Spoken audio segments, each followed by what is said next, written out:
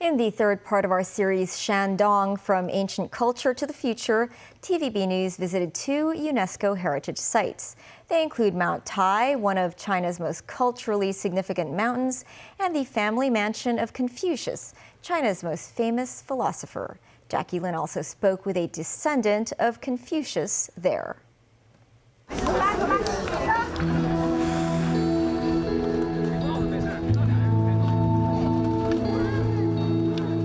About 1,545 meters above sea level, in the eyes of the ancient Chinese, the lofty Mount Tai in Tai'an city of Shandong province was the closest place to heaven. Only by climbing Mount Tai could humans communicate with the immortals.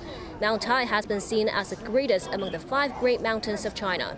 With its summit, Jade Emperor Peak, standing at over 1,500 meters above sea level, it is not the highest among the 5 sacred mountains. But Mount Tai reigns supreme among the 5 sacred mounts with its momentous cultural and historical significance. Emperors, including the first emperor of the Qin dynasty some 2,000 years ago, treated Tai as sacred, which became the ritual sites of imperial worship and sacrifice. Mount Tai is also the first landmark in China listed by UNESCO as a dual World Heritage of Culture and Nature. Authorities have actively promoted local cultural tourism in recent years.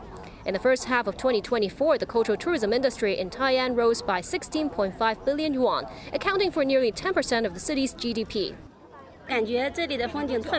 Shandong native Miss Lee says she feels calm whenever she visits Mount Tai.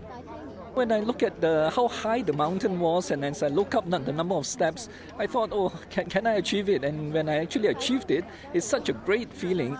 Apart from the Taoist temple behind me, Mount Tai is also a place of convergence of Buddhist and Confucius traditions with various relics and temples. In nearby Jining province, the city of Qufu is the hometown of renowned Chinese philosopher Confucius, also home to the world's oldest Confucius temple. With expansion efforts spanning nearly 2,000 years, the Qufu Confucius Temple reached its current scale around the Ming Dynasty. Dacheng Hall, or the Hall of Great Perfection, is the main sanctuary of the temple. At the Confucius Temple, many students from Shandong, Hebei, and Jiangsu will come to this wishing board to put on these wooden wishing cards to pray for a good result in their exam.